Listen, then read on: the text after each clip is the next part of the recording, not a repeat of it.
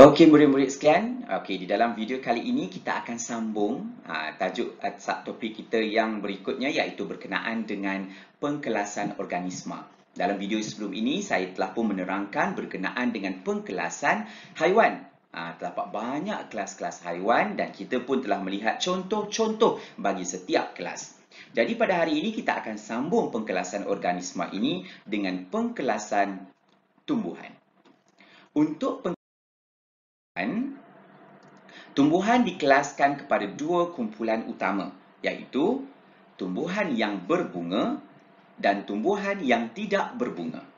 Mudah murid-murid sekalian untuk mengenal pasti tumbuhan ataupun kita senang cakap pokok. Pokok yang berbunga dan pokok yang tidak berbunga. Contoh pokok yang berbunga semestinya pokok yang ada perkataan bunga dekat depan dia. Pokok bunga raya, pokok bunga ros, pokok bunga orkid. Pokok-pokok itu memang akan jatuh bawah kategori ataupun kelas tumbuhan yang berbunga. Ada juga pokok-pokok yang berbunga dan menghasilkan buah. Seperti mangga. Okey, dia ada bunga. Daripada bunga itulah last sekali proses berlaku dan menghasilkan buah mangga. Jadi untuk pengkelasan tumbuhan yang berbunga, okey, di bawah tumbuhan berbunga ini kita bahagikan lagi kepada dua kelas yang kecil, iaitu monocotyledon dan dicotyledon. Okay, apa itu monocotyledon dan apa itu dicotyledon? Ini adalah satu perbezaan dan perbandingan yang perlu murid-murid kuasai. Ayo kita lihat. Monocotyledon dan dicotyledon. Lihat pada gambar rajah yang ditunjukkan sekarang. Daripada sini sebenarnya murid-murid dah boleh melihat perbezaan di antara kedua-dua jenis tumbuhan yang berbunga ini. Okey, kita lihat contoh dahulu yang sekeliling kita yang ada. Okey, contoh tumbuhan berbunga monocotyledon adalah seperti pokok kelapa, pokok jagung dan juga pokok pisang.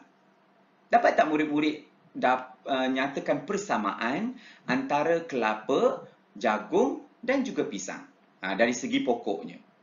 Okey, sebentar nanti saya akan pergi secara terperinci. Okey, manakala pokok ataupun tumbuhan berbunga di bawah kategori dicotyledon adalah seperti pokok mangga, pokok rambutan dan juga pokok bunga ros. Okey, apa perbezaannya dari segi ciri-ciri? Monocotyledon dan dicotyledon. Okey, saya bawakan gambar yang sama sebentar tadi, cuma kali ini saya labelkan. Labelkan bahagian mana murid? Okey, kita akan fokus kepada bahagian akar. Jadi murid-murid kena tengok akar bagi kedua-dua. Okey, kelas monocotyledon, dicotyledon. Kita akan tengok pada bahagian daun. Alright. Okey, kemudian kita tengok pada bahagian dia punya batang dia. Okey, so daripada kedua-dua ini, kita ketiga-tiga ciri ini kita dapat membezakan tumbuhan bagi kelas monocotyledon dan juga dicotyledon. Okey murid-murid sekalian, yang pertama sekali kita akan melihat dari segi akar. Okey, bagi tumbuhan dicotyledon seperti pokok mangga, pokok bunga, akar dia adalah akar tunjang. Okey, apa maksud akar tunjang? Akar tunjang maksudnya tumbuhan itu dia mempunyai satu akar yang kukuh di bahagian tengah ni, yang besar ni.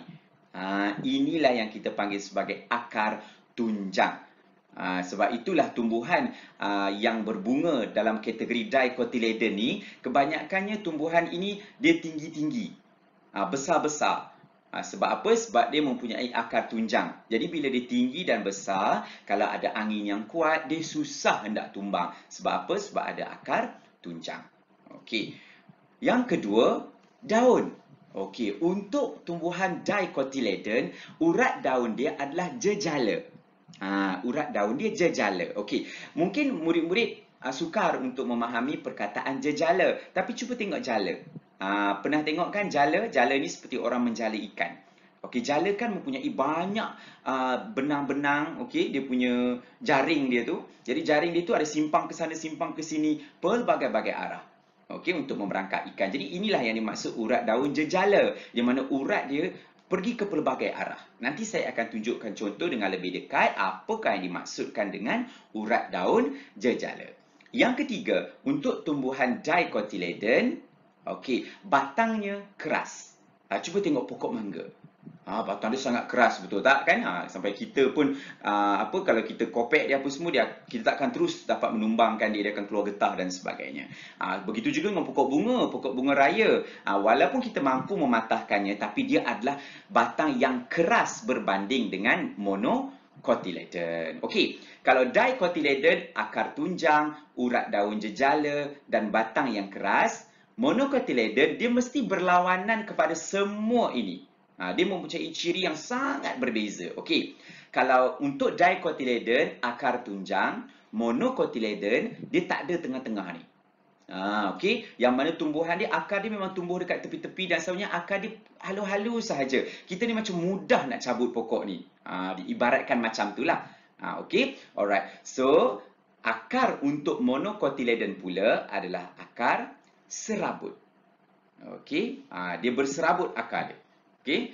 Alright. Dari segi urat daun, kalau dicotyledon, urat daun dia jejala. So, monocotyledon, urat daun dia, dia tak berceragah ke sana dan kemari. Kita panggil sebagai urat daun selari.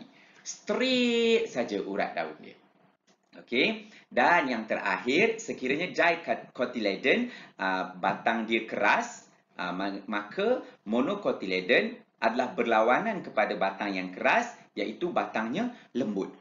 Kita macam mudah je nak patahkan kebanyakan pokok monocotyledon. Contohnya pokok jagung. Pokok jagung ni kalau kita tolak saja pun kita mampu patahkan. Once kita dah ambil dia punya jagung, last sekali kita akan cantas, kita akan matikan. Jadi ini adalah seimbas lalu ciri-ciri utama yang kita boleh lihat secara fizikal. Kalau kita ada kat depan pokok tu, daripada ciri-ciri ini kita dah tahu yang mana dicotyledon dan yang mana monocotyledon. Okey murid-murid sekalian, tak ada disebut dalam saya punya slide ini, tetapi murid-murid boleh refer kepada buku teks muka surat 12. Okey, buku teks muka surat 12. Menerusi penerangan dalam buku teks muka surat 12, dia ada menggunakan perkataan vaskula. Vaskula ini adalah untuk menunjukkan kandungan ataupun ciri-ciri batang yang ada pada sesuatu tumbuhan. Okey, sekarang refer buku teks muka surat 12. Okey, tumbuhan tanpa vaskula merupakan tumbuhan yang ringkas dan kecil tanpa sistem vaskula. Tapi dia masih tak bagi tahu vaskula tu apa. Okey, kita tengok apa itu tumbuhan vaskula. Tumbuhan vaskula adalah tumbuhan yang mempunyai sistem vaskula yang mengangkut air dan makanan ke seluruh tubuh. Tumbuhan ini juga mempunyai akar, batang dan daun yang nyata. Okey, so ini maklumat tambahan yang perlu kita tahu. Baik murid-murid, tadi saya dah bagi tahu kepada awak tentang ciri-ciri fizikal. Sekiranya kita ada terlihat sesuatu pokok, kita boleh tengok ketiga ciri-ciri akar, urat dan juga batang untuk mengetahui dicotyledon ataupun monocotyledon. Tetapi sebenarnya kalau kita ada biji benih di depan kita pun, kita dah boleh tahu sama ada tumbuhan itu adalah dicotyledon ataupun monocotyledon. Okey, murid-murid lihat di bawah ini. Saya ada bagi dua gambar. Okey, yang sebelah kanan ini adalah dicotyledon, yang sebelah kiri adalah monocotyledon. Okey, maksudnya apa? Okey, untuk tumbuhan dicotyledon, dia mempunyai dua cotyledon. Yang mana biji benih dia kita boleh belah kepada dua. Dia mempunyai dua bahagian. Biji benih ni yang terhasil daripada proses persenyawaan, jadi dia akan terhasil dua. Daripada dua cotyledon inilah tumbuhnya tumbuhan. Dan manakala untuk monocotyledon dia cuma ada satu sahaja, yang mana biji benih dia kita tak boleh nak belah. Okey, kita akan tengok sekejap lagi macam apa yang saya maksudkan belah, tak boleh belah semua ni. Okey, first kita nak tengok akar dulu. Perbezaan antara akar serabut dan akar. Ini dia murid-murid sekalian. Okey, sebelah kanan ini, okey, ini adalah akar tunjang. Yang saya highlightkan ini adalah akar tunjang. Dia ada satu akar yang keras di tengah, akar-akar lain akan datang daripada dia. Datang daripada akar tengah tu. Ini kita namakan sebagai akar tunjang. Manakala di sebelah kiri, kalau kita tengok, tak ada yang tengah ni. Dia datang, lepas tu dia serabut macam ni. Dia ke sana dan kemari. Sebab itulah dipanggil sebagai akar serabut. Ni beza antara monocotyledon dan juga dicotyledon. Okey, seterusnya kita nak bezakan daun. Ingat tadi, daun, urat daun selari dan urat daun jejala. Bezanya kelas. Alright. Kita tengok sebelah kiri. Ini untuk monocotyledon. Contohnya pokok jagung. Senang kan? Alright, so nampak ni. Straight sahaja. Ini kita namakan sebagai urat daun selari. Dan ini terdapat pada tumbuhan monocotyledon. Berlawanan dengan monocotyledon adalah dicotyledon, iaitu urat daun jejala. Nampak tak? Dia masuk sini, lepas tu dia pecah lagi, pecah lagi, pecah lagi, pecah lagi, pecah lagi. Okey. Pendek kata, sebenarnya senang kita nak ingat.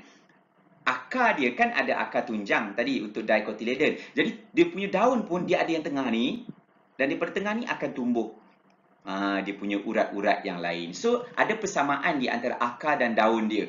Okey, bentuknya lebih kurang sama, cuma satu dekat daun, satu akar. Okey, jadi ini adalah ciri-ciri untuk tumbuhan dicotyledon, manakala urat daun selari macam ni adalah ciri-ciri untuk tumbuhan monocotyledon.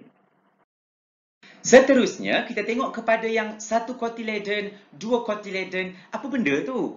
Cuba tengok dekat depan ni. Ini adalah biji, biji buah mangga.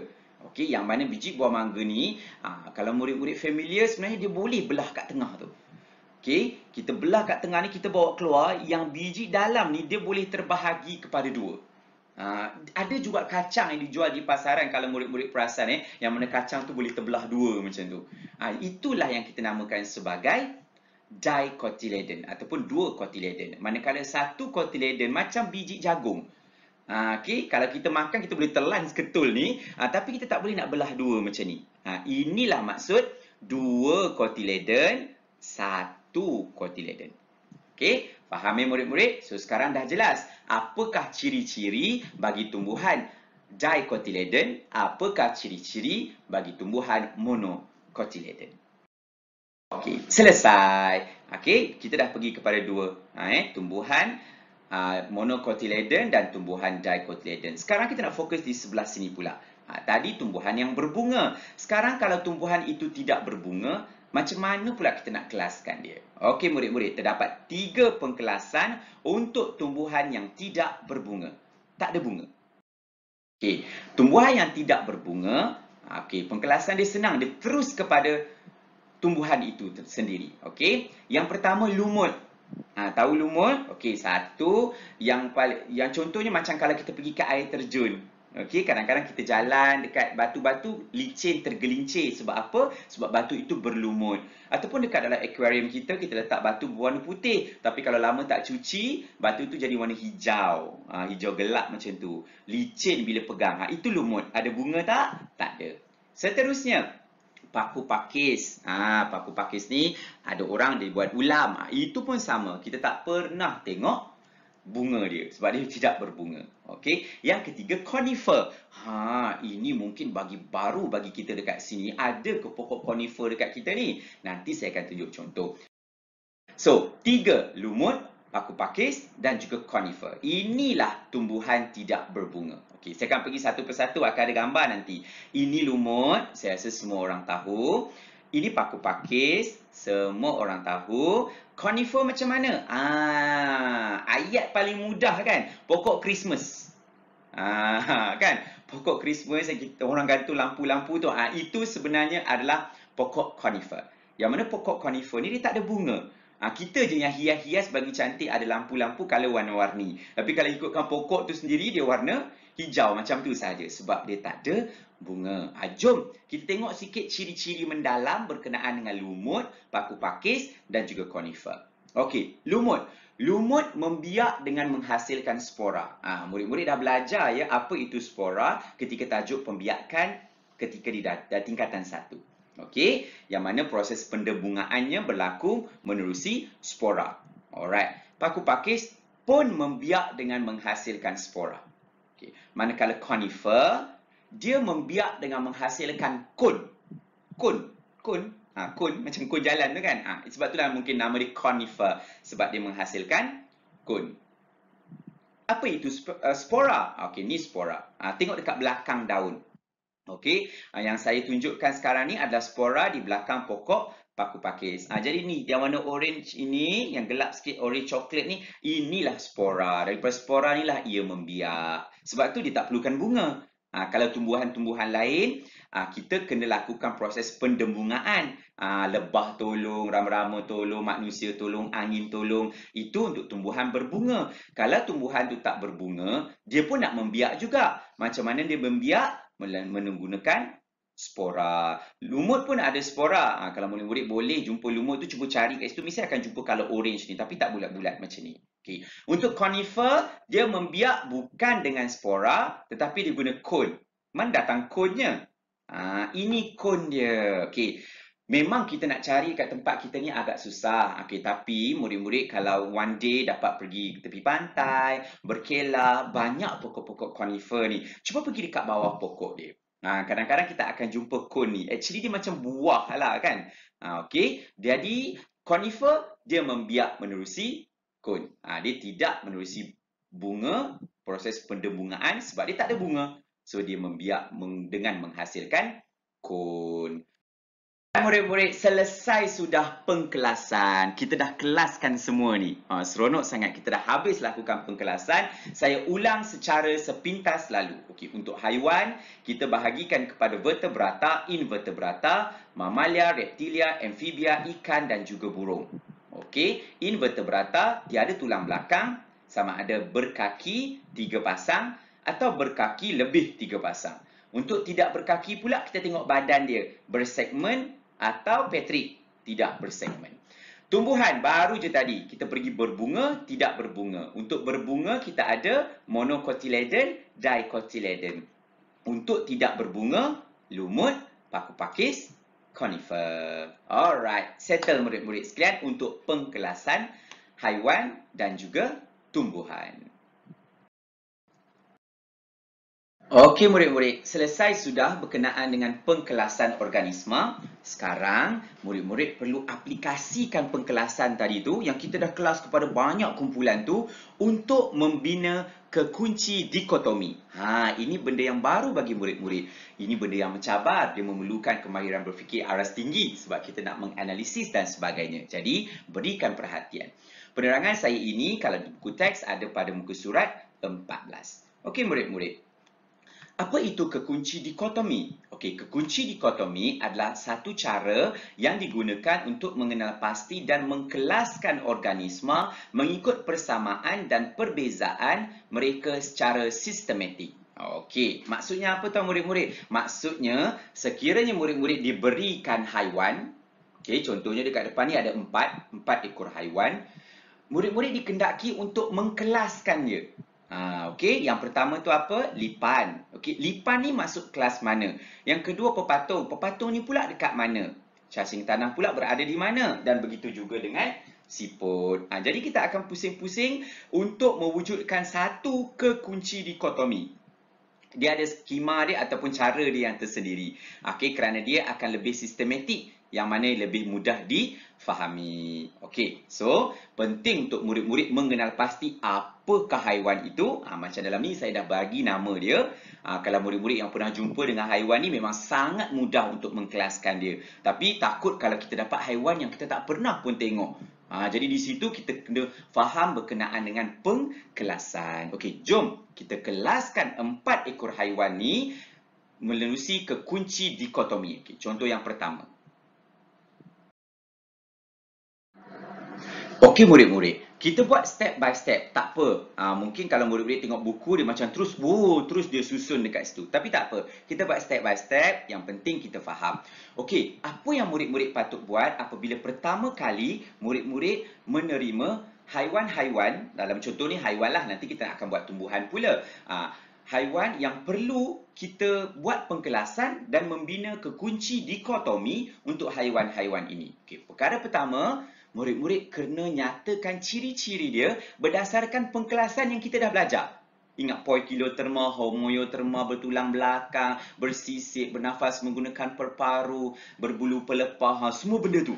Kena ingat balik, kena masukkan balik. Pengetahuan tu dekat dalam kekunci dikotomi ni. Okey, jom kita try contoh yang pertama. Baik, saya akan tunjukkan satu persatu.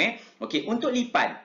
Okey, so untuk lipan kita kena nyatakan apakah ciri-ciri yang kita dah belajar. So kita memilih yang pertama, kita tak pilih poikiloterma dengan homoioterma, tapi kita pilih berkaki. Pun tak salah murid-murid sebab kita still mengkelaskan dia. Okey, lipan berkaki. Ingat murid-murid, once murid-murid dah dapat detect, okey, satu ciri, sebagai contoh, ciri yang murid-murid detect pertama adalah berkaki. Murid-murid pun kena lakukan perkara yang sama kepada haiwan yang seterusnya pun kita bercakap tentang kaki juga. Tak boleh kalau kat sini cakap kaki, tiba-tiba kat sini kita cakap benda lain.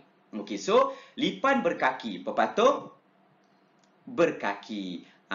Ni apa tadi? Cacing tanah tidak berkaki. Siput tidak berkaki. Okey, lengkap. Kita dah bercakap pasal kaki. Okey, next. Kita nak bercakap pasal apa lagi tentang perkara ini? Okey, bila berkaki, masalahnya ada dua tau berkaki. Lipan berkaki, pepatung pun berkaki. Jadi kita tak boleh samakan mereka dua. Nama pun nak kelaskan, membezakan. Jadi kita kena cari pula perbezaan antara dua ni.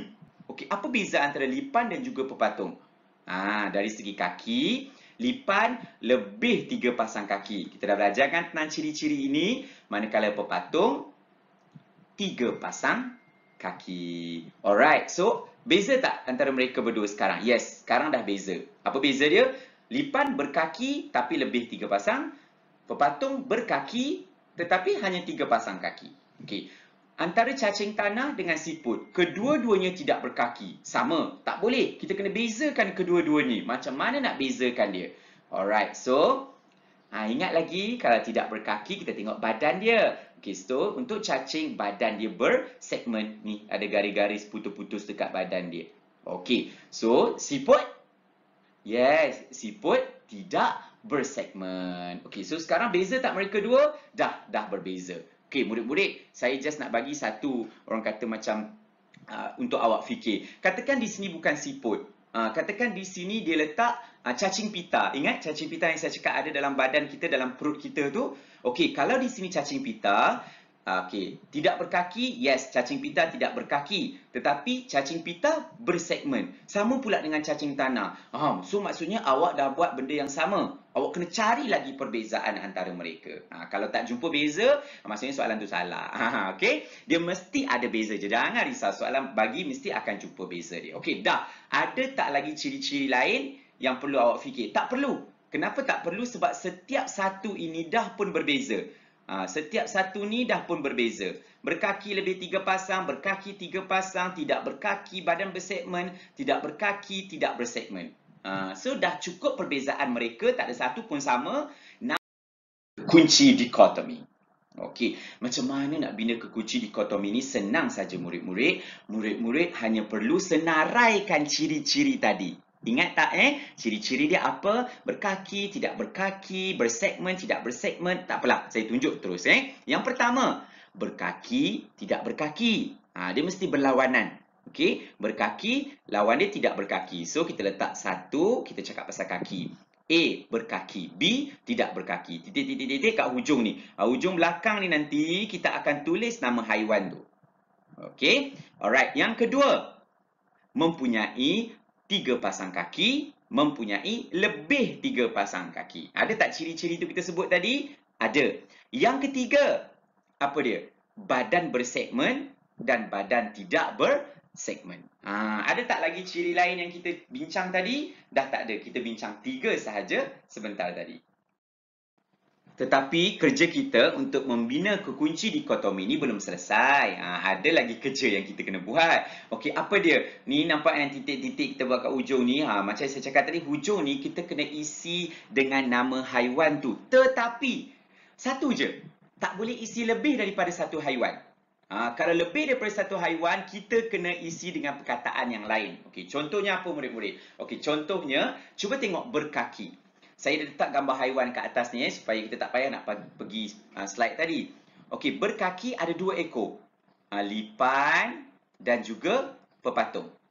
Tetapi dekat sini, kita tak boleh nak isi lipan dan pepatung. Sebab saya cakap apa tadi? Kita hanya boleh isi dengan satu haiwan sahaja. Jadi, kalau ada 2 macam ni, kita jangan isi nama haiwan. Kita isi ciri-ciri berkaki ni pula. Okey, ingat tak? Bila berkaki, dia ada soalan lain. Mempunyai 3 pasang ke? Mempunyai lebih 3 pasang kaki? So, dekat sini kita tulis apa tau? Okey, bila orang baca macam ni. Nombor 1 A, berkaki. Dia pergi sini, dia akan baca pergi nombor 2. Maksudnya kita arahkan orang yang baca tu pergi nombor 2. Nombor 2 mana? Dia pergi sini. Dia baca sini pula. Mempunyai 3 pasang kaki, mempunyai lebih 3 pasang kaki. Okey, sekarang kita isi kat sini. Okey. Haiwan manakah yang mempunyai 3 pasang kaki? Yes, jawab. Okey, sorry. Saya terangkan dululah. Okey, untuk tidak berkaki pun kita ada 2 haiwan. Untuk tidak berkaki pun kita ada 2 haiwan. So, sebabkan kita tak boleh tulis 2 haiwan ni, kita minta orang yang baca ni pergi nombor 3. Sebab kat nombor 3, kita bahagikan lagi tidak berkaki tu kepada bersegmen dan tidak bersegmen. Okey, sekarang kita tengok balik nombor 2. Berkaki pergi ke nombor 2. So, dekat nombor 2, mempunyai 3 pasang kaki. Yang mana? Pepatung. Mempunyai lebih 3 pasang kaki. Lipan. Siap. Nombor 2. Maksudnya haiwan ini dah settle, haiwan ini dah settle. Awak tak boleh ulang nama haiwan tu lagi dah lepas ni. Okey, sebab kita dah guna dia. Okey, sekarang kita settlekan nombor 3. Nombor 3 ni bacanya macam mana? Tidak berkaki pergi nombor 3. Okey, kenapa kita pergi nombor 3? Sebab ada 2 haiwan. Kita kena pecahkan lagi mereka ini kepada badan bersegmen, badan tidak bersegmen. Yang mana badan bersegmen? Yes, cacing tanah. Yang mana badan tidak bersegmen? Yes, siput. So, selesai tak? Dah. Inilah yang kita namakan sebagai kekunci dikotomi. Semua ni. Semua yang kita buat ni. Inilah semua ni lah yang kita namakan sebagai kekunci dikotomi. Boleh murid-murid? Kita tengok pula contoh yang seterusnya. Kalau tadi kita tengok haiwan, sekarang kita nak pergi tumbuhan. Boleh? Okey, jom. Sama juga macam haiwan tadi, once kita dah dapat organisma, dalam kes macam ni, bukan lagi haiwan ataupun binatang, tetapi dia bagi kita tumbuhan ataupun pokok-pokok. Kita kena kenal lah pokok. Pokok ada banyak, jangan risau, dia mesti akan bagi nama kat kita. Yang pertama bukan pokok Christmas. Okey, kita panggil sebagai pokok pine. Tengok pun dah tahu ciri dia apa kan? Okey, yang kedua, pokok bunga ros. Okey, yang ketiga, lumut. Dan yang keempat, pokok orkid. Ataupun pokok bunga orkid lah. Saya tertinggal perkataan bunga. So, inilah 4 pokok yang diberi kepada kita. Dan kita dikendaki untuk membina kekunci dikotomi. So, sama juga murid-murid. Perkara pertama yang perlu kita lakukan adalah nyatakan ciri-ciri dia. Dan mesti keempat-empat ni kita buat sampai dia berbeza antara satu sama lain. Boleh? Alright, first. Ciri-ciri apa agak-agak yang saya nak letakkan dulu? Sama tak dengan apa di fikiran awak? Okey, yang pertama, saya letak bunga ataupun tidak berbunga. Okey, pokok pine. Okey, saya sebut conifer dah tadi tu. Okey, tidak berbunga. Okey, pokok bunga ros berbunga. Pokok bunga orkid berbunga. Pokok lumut tidak berbunga. Okey, so saya dah ada berbunga dan tidak berbunga. Okay, ingat saya cakap, once kita cakap pasal bunga-bunga, orang lain pun kita kena cerita pula pasal bunga. Okey, sekarang ni kita ada 2 tidak berbunga. Okey, tidak berbunga ni ada 2, iaitu pokok pine dengan lumut. Jadi kita kena bezakan lagi mereka 2 ini. Tak boleh nak jadi sama. Samalah juga dengan pokok bunga ros. Pokok bunga ros dengan pokok bunga orkid, kedua-duanya berbunga. Tak boleh, kita kena bezakan dia. So kita kena cari ciri-ciri lain. Okey, ciri apa lagi? Alright, apa kata kita letak bervaskular. Maksudnya dia mempunyai batang. Okey, yang keras dekat tengah ni, okay, untuk mengangkut air. Okey. Tetapi lumut tidak bervaskular. Mana ada batang pokok lumut ni? Saya dah terangkan vaskular dengan bervaskular dekat dalam buku teks awak tadi. Okey, so selesai. Sama tak pokok pine dengan pokok lumut sekarang? Dah tak sama. Satu bervaskular, satu tidak bervaskular. Okey, masalah yang baru. Pokok bunga ni, dua-dua ni berbunga. Yes, indeed. Dua-dua berbunga. Apa beza dia agak-agak? Kalau tumbuhan berbunga, apa yang kita nak buat? Beza dia adalah apa? Monocotyledon dengan dicotyledon. Tapi yang itu kita nak kena tengok biji dia pula. Yang ni macam mana biji dia? Tak best kalau kita cakap pasal biji dia. Apa kata kita cakap pasal daun dia? Pernah tengok daun bunga ros? Okay, cuba tengok daun bunga orkid. Dia berbeza murid-murid. Okey, untuk bunga ros, okey, bunga orkid, urat daun dia adalah selari, yang garis lurus je. Manakala untuk bunga ros, urat daun dia adalah jejala. So, beza tak keempat-empat ini sekarang? Yes, Tidak ada satu pun tumbuhan ini yang mempunyai ciri yang sama. Okey, so jom kita bina kekunci dikotomi. So, ada 4. Okey, first, ingat lagi kita senaraikan semua ciri kita. Yang pertama, kita buat apa tadi? Berbunga, tidak berbunga. Yang kedua, kita buat urat daun selari, urat daun jejala. Okey, sekali dah. Yang ketiga, kita buat bervaskular, tidak bervaskular. Okey, tumbuhan berbunga. Boleh tulis tak nama tumbuhannya kat sini? Tak boleh. Kenapa tak boleh? Sebab ada 2. Bunga ros dan juga orkid. So, kalau tak boleh tulis, kita kena tulis pergi ke nombor berapa. Nombor berapa pula yang kita letak perbezaan antara 2 ini? Kita pergi ke nombor 2. Sebab perbezaan antara dia ada berkenaan dengan urat. So, bila orang baca, kita kata berbunga, pergi nombor 2. Dia pun pergi nombor 2. Awak jangan buat berbunga, pergi nombor 3. Sebab yang ni milik pine dengan lumut, bukan bilik berbunga. Itu bilik tidak berbunga. So, tidak berbunga, kita tulis pergi ke nombor 3. Okey, settle dah untuk yang nombor 1. Seterusnya, kita tengok urat daun selari. Siapa selari dekat sini? Pokok bunga orkid. Urat daun jejala, pokok bunga ros. Okey, murid-murid. Then, kita pergi pula nombor 3. Nombor 3 ni milik siapa? Milik tumbuhan yang tidak berbunga. Bervaskular dengan tidak bervaskular. Pokok mana yang bervaskular, yang ada batang dia besar, keras, boleh mengangkut air tu? Itu adalah pokok pine.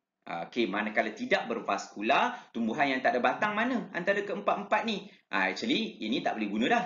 So, kita tinggal 2 ni, dia adalah lumut. Inilah murid-murid kekunci dikotomi untuk 4 tumbuhan yang diberi kepada kita.